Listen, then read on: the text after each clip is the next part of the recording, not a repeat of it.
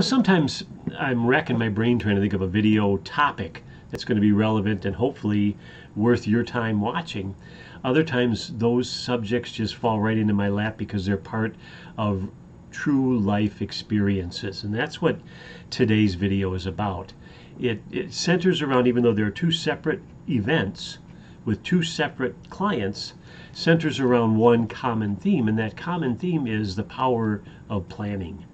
Several weeks ago, one of my clients asked me to create some charts for his 20-something child to reinforce the power of compound interest and why you should start saving early. So I did a variation of a few different savings rates over 30 years and to show what kind of money could be accumulated at those different amounts. Hopefully to get him incentivized to start saving, which is a really tough thing to do for someone young, to get them to understand the importance of what life will look like 30 years from now, but you got to start now.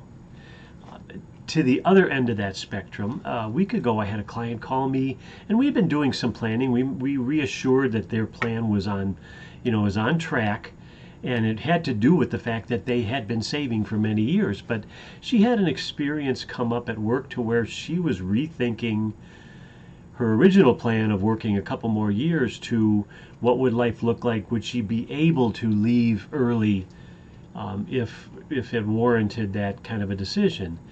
And yeah, the answer was yes. And the reason was she and her husband both started planning many, many years ago. They didn't overspend. They continued. There's nothing magic about this. You put money away, you save it, you try and increase a little if you can, and you do it over a long period of time. You don't overspend. You head into retirement. Abracadabra, you got a pile of money.